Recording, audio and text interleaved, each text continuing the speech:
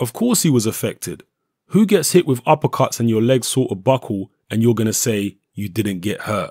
I mean, he might have thought he wasn't hurt, but he got caught with some clean shots. And when you saw him starting to swell, he started to bleed. That means you're hurt. If someone hits me and I start bleeding here, I'm hurt. No matter if I say, oh, that didn't hurt, maybe I'm a little bit more hurt than I thought I was. But yes, I thought he got his attention, if not anything else. Those are the words of Andre Rozier. I believe that's how you pronounce his surname. He is the trainer of Danny Jacobs. He believes that Kell Brook actually hurt Gennady Golovkin when they fought. I believe it was in the second round. Now, most people don't believe that Kell Brook hurt Golovkin, but I have seen a fair few people who agree with Danny Jacobs' trainer here. And they think that Golovkin was more hurt or more buzzed than he's letting on. It's impossible to know. He certainly wasn't staggering around the ring. He certainly wasn't in trouble. But it's impossible to know if he was hurt. It's impossible to know how buzzed he actually was unless you're inside Golovkin's head. He certainly didn't become gun shy when he got hit by those shots from Kell Brook.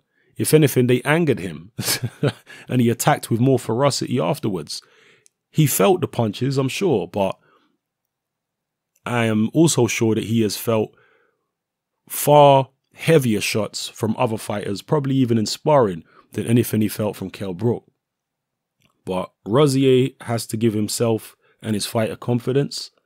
They have to believe that they can do what Kell Brook did, but go one better because of the fact that Danny Jacobs is a natural middleweight, much bigger than Kell Brook. And I'm sure they believe that Danny Jacobs hits a lot harder than Kell Brook.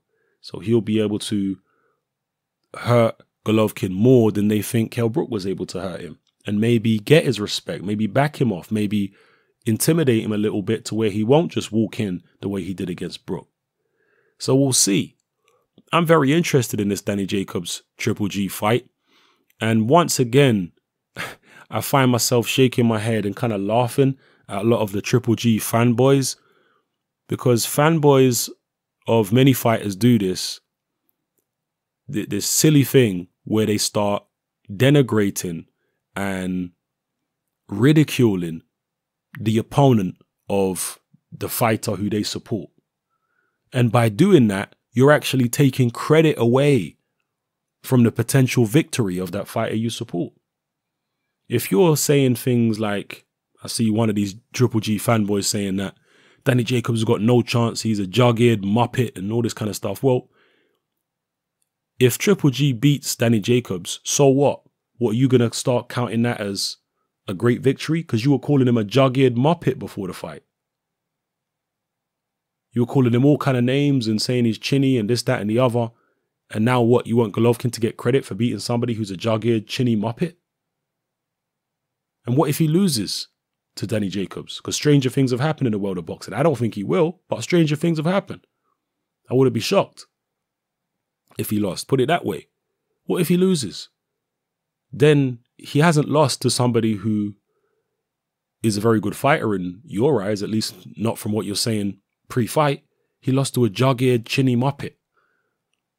So I don't get why fanboys always do this. And I'm not just picking on the Triple G fanboys. Fanboys of many fighters do this. They will ridicule the opponent of the fighter they support.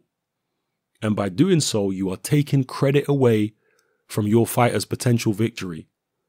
And if he ends up losing, you're making the loss look even worse by ridiculing the opponent. I don't get why people do this. I just don't get it. Anyway, those are the thoughts of Andre Rozier, the trainer of Danny Jacobs. And those are my thoughts on fanboys. So let me know how you feel about everything I talked about in this video. It's happening. I'm out.